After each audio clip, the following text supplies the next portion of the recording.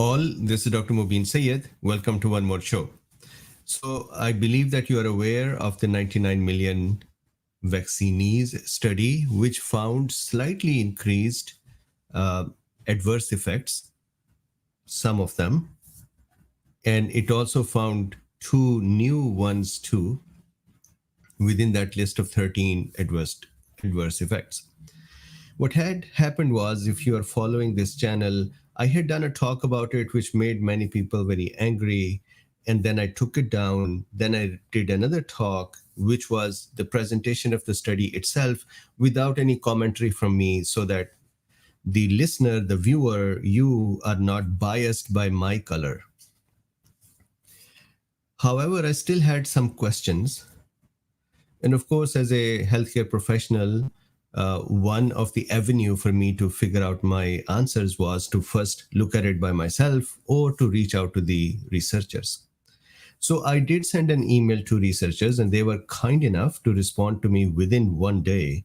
That is unusual and appreciable, because many researchers, even when they are corresponding researchers, they don't even respond to the communication. And if you complained through some friends, they would simply say we were just too buried in the volume of emails. That is their general way of avoiding answering. So this team actually within 24 hours responded and answered all my questions. So I wanted to share these questions that I asked them and the answers that they provided verbatim, the way I asked and the way they answered, without any editing of that. Then I want to share with you how long COVID is looked at and versus how the vaccine side effects are looked at, and maybe see that there may be more studies that are needed on the vaccine side. So let's look at it together. So first of all, this is the study that is in question. Beautiful study, and there is so much press about this study as well. COVID-19 vaccines and adverse events of special interest, a multinational global vaccine data network cohort study of 99 million vaccinated individuals. I have talked in detail about this one, so I'm not going to be talking about it once more.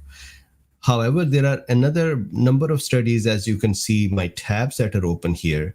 All of those are in my PowerPoint presentation. Today is not a drawing day, so let's look at the presentation and see what was going on.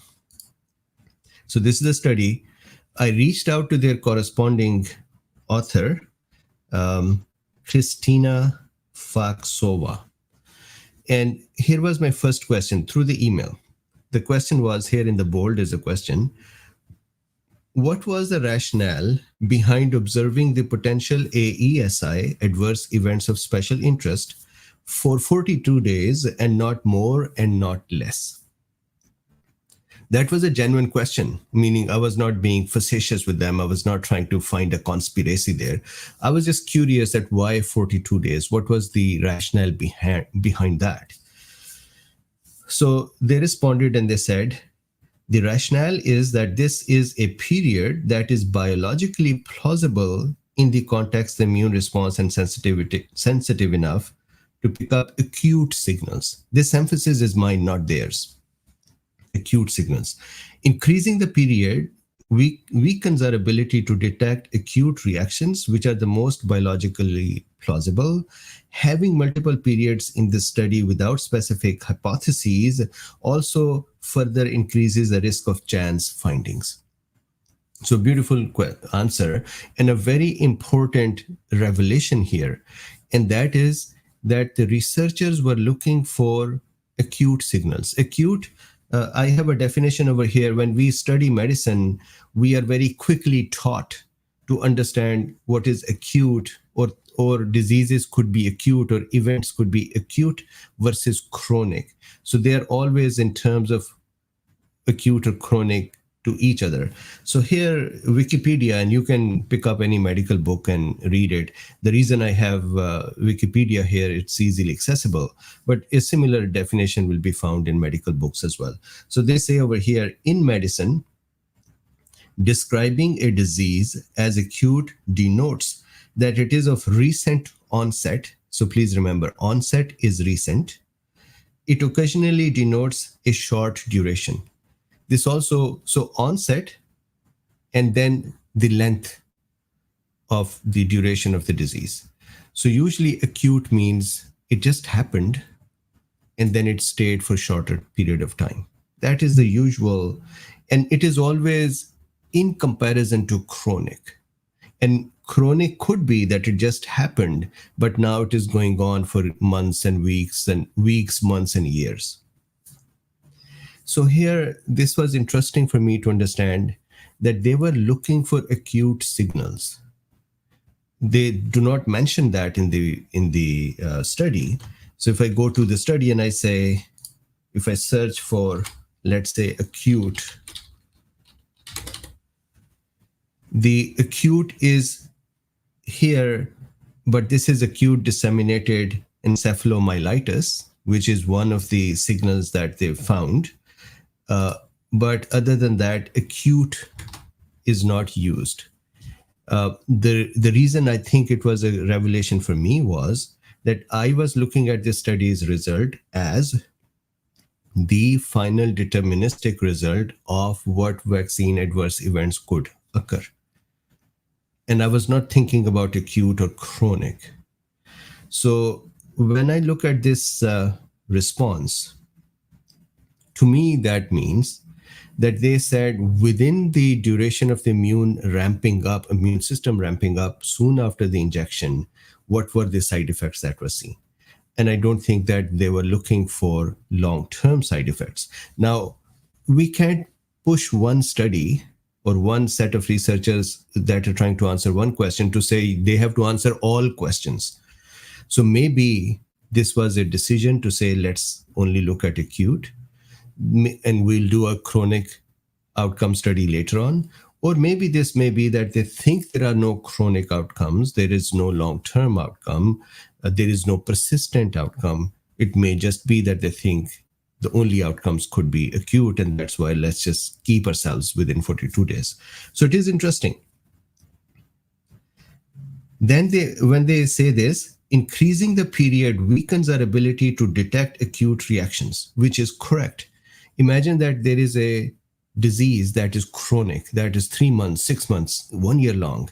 If they increase their period and include those outcomes, then what they're saying is we were looking for acute outcomes. Now we might end up with having chronic outcomes in here as well. And that is not what we wanted. So longer the duration, weaker the study for acute signals. So again, this was not clarified within the study. So it is interesting. People actually sent me feedback to say, why are you so hung up on 42 days? And again, I don't have a problem. There is no conspiracy. I wanted to understand what drove the 42 days. Similarly, when they say having multiple periods in the study without specific hypotheses also further increases the risk of chance findings. They're also correct in this one. Imagine that you are doing the study, me, you, a bunch of people, we are doing the study. And we say, you know what, we're going to look at 1 month and 2 months and 3 months and 6 months and a year and 2 years. Then we have to have so many hypotheses in there as well to say, this is what we expect to find in 1 month and 2 months and 6 months. And it is possible that there might be chance findings as well. There may be somebody who develops a condition which is not related to vaccine, but because we are just observing them for a very long time, a chance finding got included too. I would actually put it the same way, that not having long enough study also excludes some legitimate finding, which would now just be left out. But that is what they're saying, that we are not looking for chronic. So this was very, very interesting. Then the second question I had for them was, why did LBCI, lower bound of confidence interval, have to be greater than 1.5 when the data even for the LBCI lesser than 1.5 and greater than 1 will have to be statistically significant? So what I'm saying over here is they made a decision. And that decision, if you watch my previous video, or if you just search for the word expert opinion within this study's manuscript, you would see that they say that we had, based on expert opinion from GVDN and CDC, they had decided that only those signals will be prioritized that had the lower bound of confidence interval greater than 1.5. My question was that between greater than 1 to 1.5, if the data is statistically significant, which is the standard way of looking at data to say, okay, is the data statistically significant? Is the p-value significant? Are we not crossing the confidence interval, not crossing entities, etc., right? If the data is significant, then why to ignore that signal? And their answer was, it was about prioritization, which signal we want to prioritize. So this was a question about prioritization of observed signals. So in my opinion, this was a subjective approach to looking at the data and then filtering out a subset to say this subset seems to be more important. And that is based on the lower bound. I could have said, for example, that maybe the lower bound should be 2. So at least 100% extra events are going to be the important ones. And if there is anything below that, that doesn't mean too much. So to me, this is a subjective thing. But of course, they said that, hey, we had to prioritize. I think that this is such an important area that we should look at everything.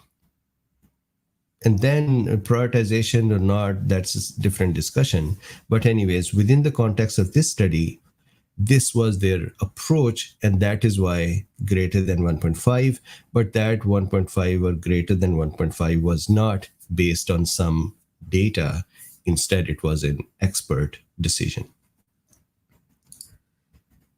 Then my next question was, were the side effects that were outside of the 13 on the list of AESI observed and then not used in the study, or there were no other side effect categories, or were they discarded? So again, I said I'll put to you verbatim whatever I said. So good grammar, good flow, good structure or not, doesn't matter. What I was asking them was, they have a list of, so the whole world has a list of 13 adverse events of special interest that were made, that list was made with the trials of the vaccines. And these events that were looked at for these 99 million vaccinees within the 42 days, the events that were looked at they had to be on this list.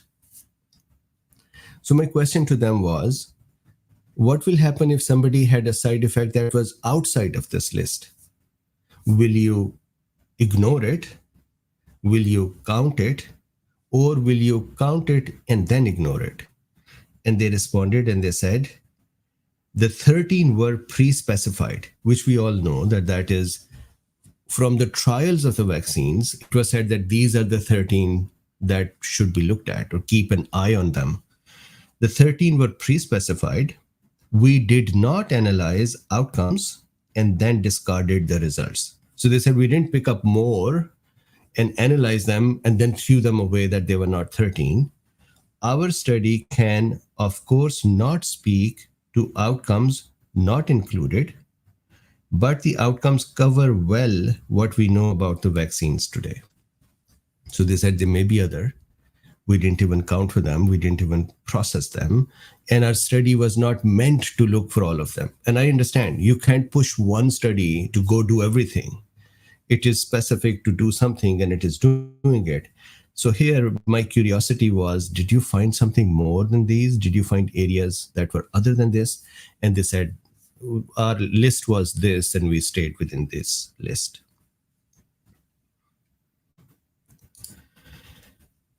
Then what was the rationale this was the next question I had. What was the rationale behind deciding to combine data only when it was 10,000 person years or more? So one of their data combination rationale or approach was, remember there were 10 sites from where the data was coming of vaccinees, 8 countries, 10 sites, and they were then picking up the data for various adverse events. So imagine that we have a site here in US and we are vaccinating people. From here, the data is being sent to them. So let's say we send them the data that here somebody got Bell's palsy. The question was, will they combine that data with the remaining data or not? And the exact phrase is within the study, but what they say is, if I can very quickly search for 10,000, so it must be in the PDF manuscript. But in the PDF manuscript, if you search for the word for this number 10, 1,000, you would come across this where they are saying that the data combination was based on if there was strength of 10,000 person years from that site. So I asked them that why this, because there may be 9,000 person years or 8,000 person years, right? So that data gets excluded. So they said to be able to present the study in a manageable format, we had to make choices about what and how to present the results, about what and how to present the results from all our analyses, which also still adhering to data privacy regulation. So this was the rationale for, I don't understand why data privacy was important for this answer, but that is their answer. And that was my question. Then I think this was my last question. Was it considered during the decision for the washout period? So they also had a washout period. Washout period is, imagine if I got the vaccine and within 15 days I developed myocarditis.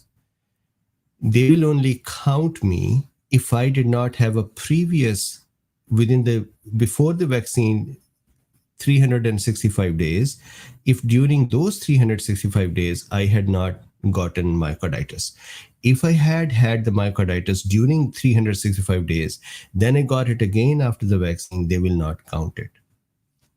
So I said, my thought was that this would make some of the people's cases not counted because they may have, some event before and then vaccine may have induced it too. But now because it had happened before, they would not count it. So I asked them, I said, was it considered during the decision for the washout period that a person could have a pathology that may have occurred again with the vaccine? For example, someone could have myocarditis a few months ago and then get the vaccine and got myocarditis induced by the vaccine. Why not count such cases? And they said, because we cannot exclude that the second diagnosis is a prevalent case.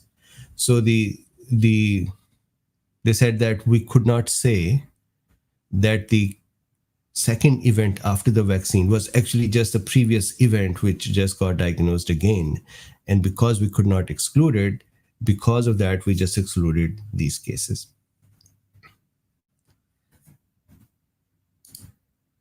Okay, so one more. And then I asked them, why was the US data not included in this study? Remember the CDC had granted about 10 million, which may have been used for other studies as well, part of this study, or maybe all of the study. I do not know exact breakdown of that data or that amount and how much went to the study. But anyways, CDC had put in 10 million. So I was hoping that if we have given 10 million, maybe our country can also get some data. And their answer was, I do not know the exact reason that some countries were not able to contribute, but it is likely related to data privacy regulations. So probably what they're saying is, it's not maybe them not pulling the data, but rather US not giving the data. So These were the questions that I had. Now I want to very quickly dig a little more into the idea of acute and chronic. And I think that there is a thought that if vaccine causes a side effect, that may be within these 42 days, and then if not within this time, then it will not cause a side effect. And I think this may be a a good point for some other vaccines. This vaccine has a spike protein, and spike protein's behavior, at least with the long COVID, is that there can be a delay and then the symptoms appear.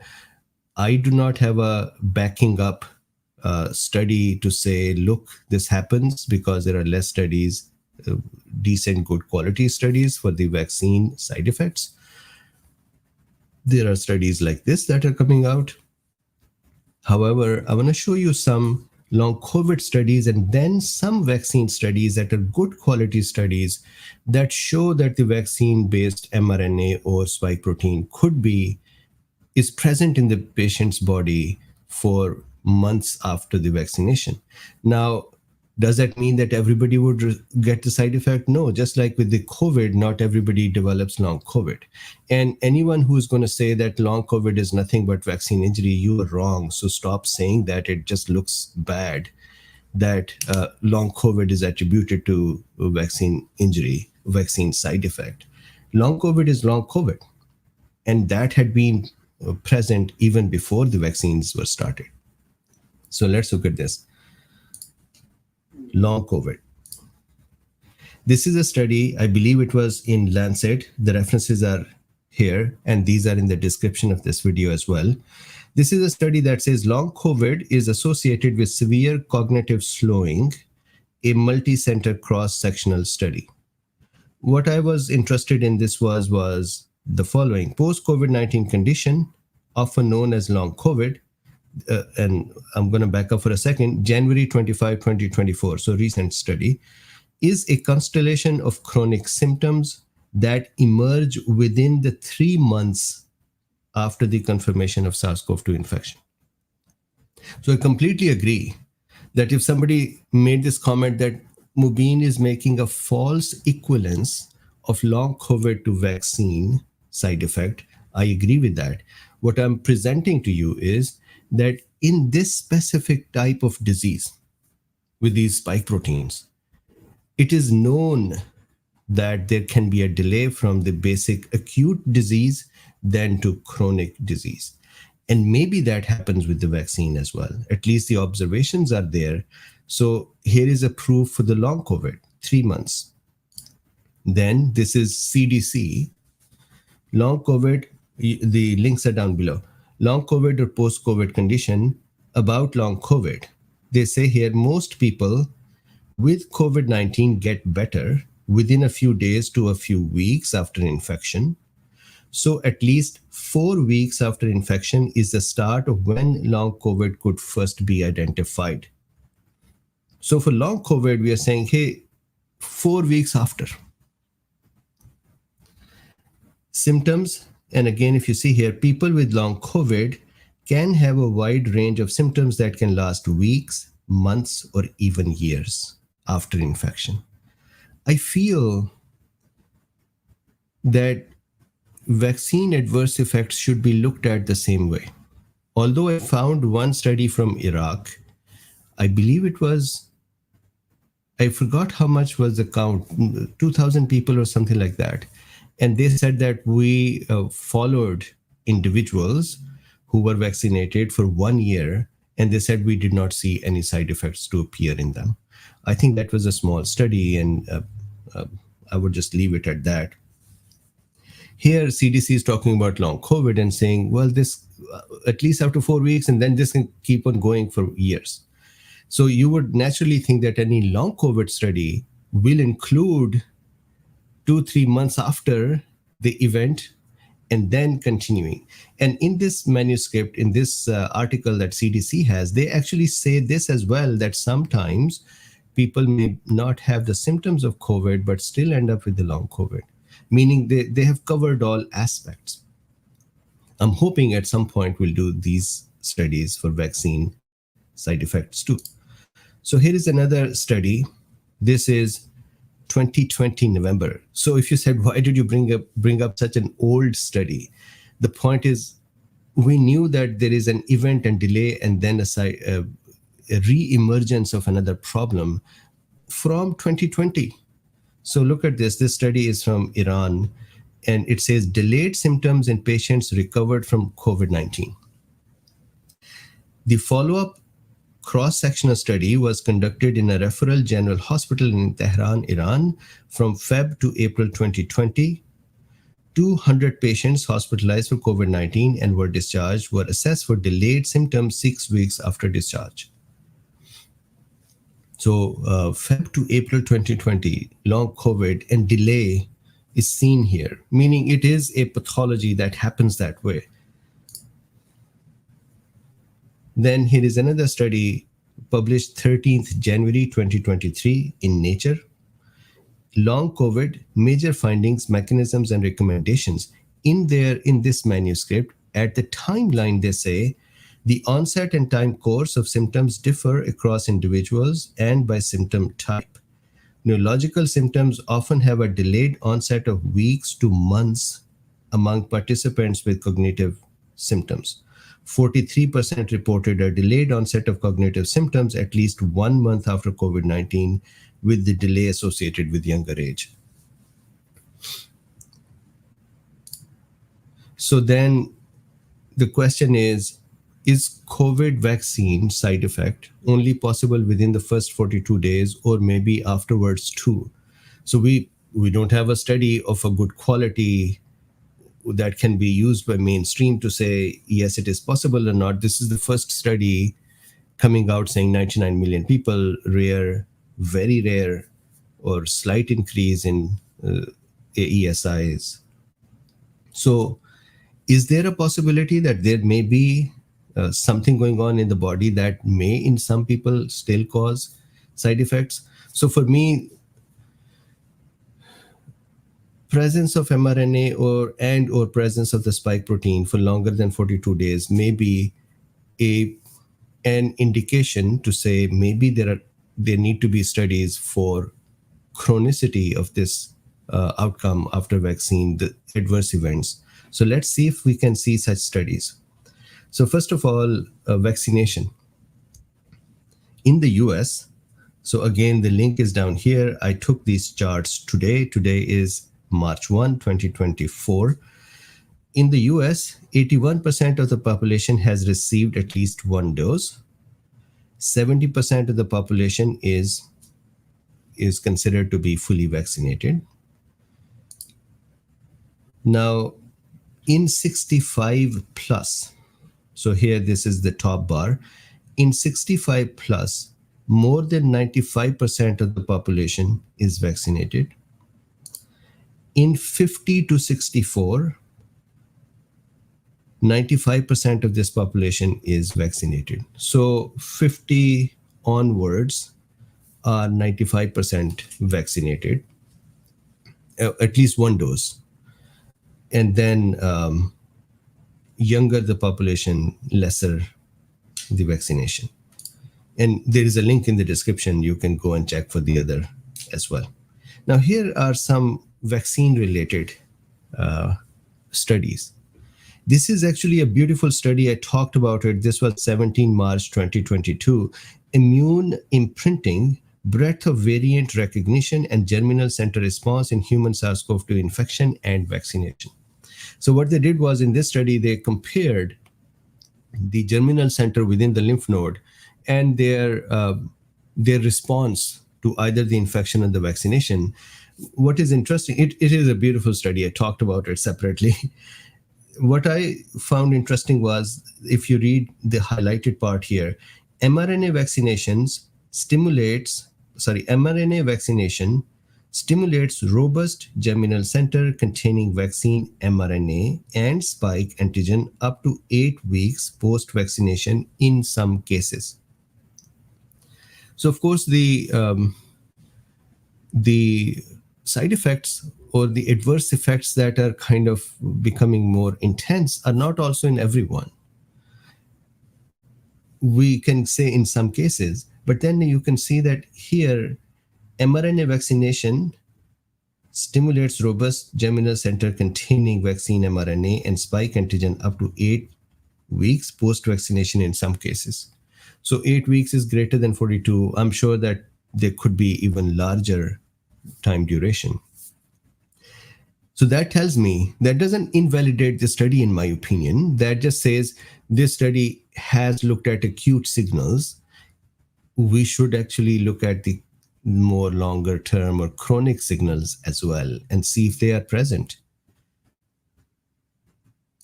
Here is another study. Again, a good study. I think it was present in Nature. Persistent spike-specific T-cell immunity despite antibody reduction after 3 months from SARS-CoV-2 BioNTech vaccine, Pfizer-BioNTech. This is interesting, 90 days. And what they're talking about is that, when the infection occurs or the vaccine is given, the immune system would respond. And the immune system would activate the T cells, cytotoxic T cell, and the B cell. And in various proportions in various people, majority of the people would develop more B cell response and make more antibodies. But this varies. So what they're saying is, it is a very interesting thing. What they're saying is, imagine both of these pathways become active, antibody producing and cytotoxic. They say after 3 months in the vaccinated individuals, antibody producing pathway ramps down, but the cytotoxic pathway stays as strong as on the day of booster or as after the booster. So you can take that as a positive thing to say, well, the body is protecting the person 3 months later through cytotoxic pathway with the same robustness as it was soon after the booster. At the same time, you could also speculate that in some patients who may get injury from this, they may even get that after 3 months. So read this here. After 12 weeks from vaccination,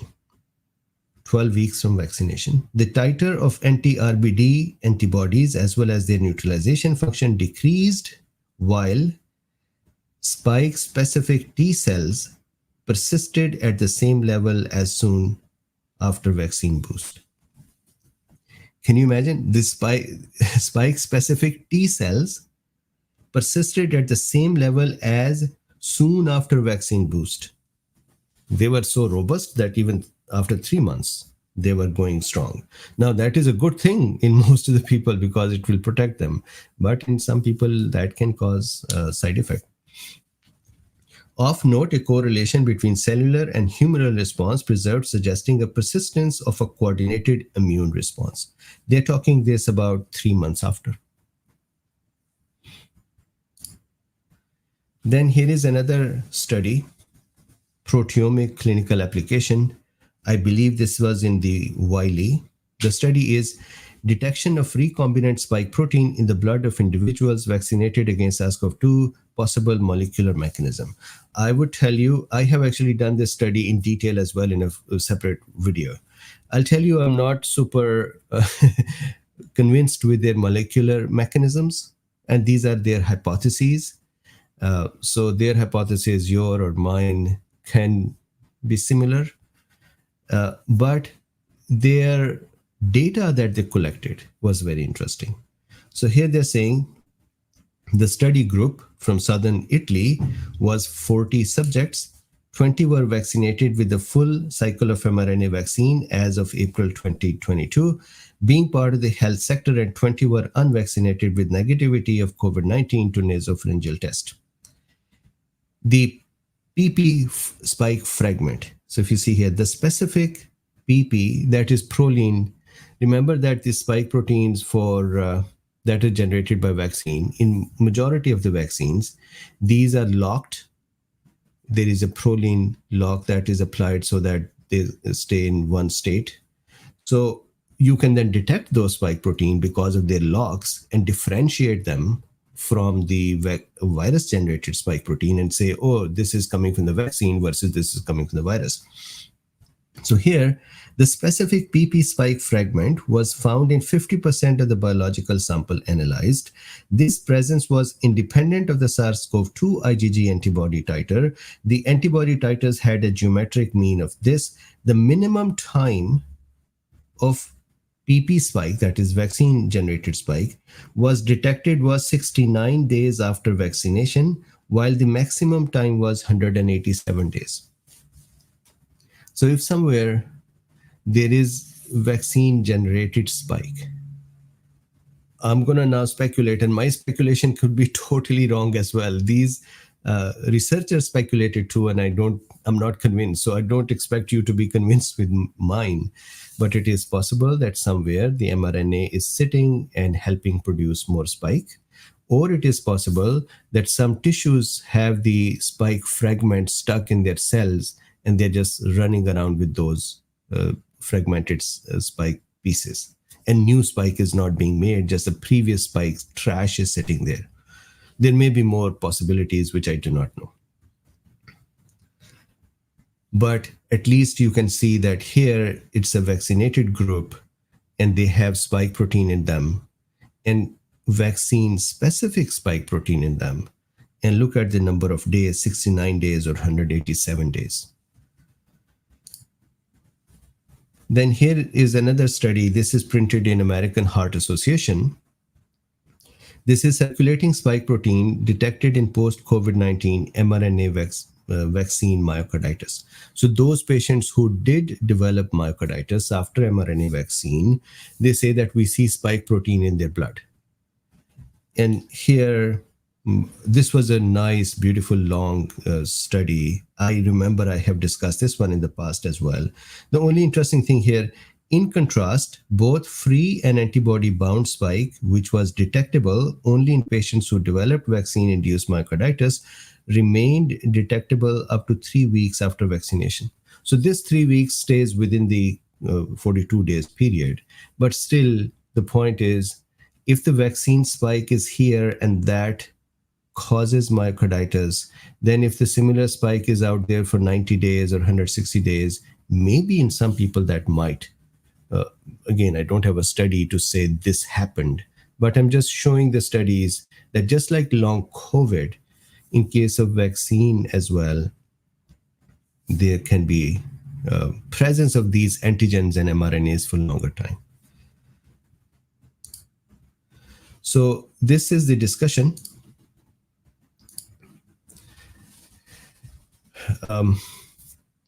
Again, I'm grateful to the folks who did this study. They pulled together 99 million people or more people's data and then filtered that data, processed it, and brought it to us. I'm also grateful that they quickly responded to my questions, which were genuine questions. I was not trying to be conspiratorial and prove something. I just was curious that why were there some constraints on the data, and I just shared that with you. So with this, please have a good day, have a nice weekend.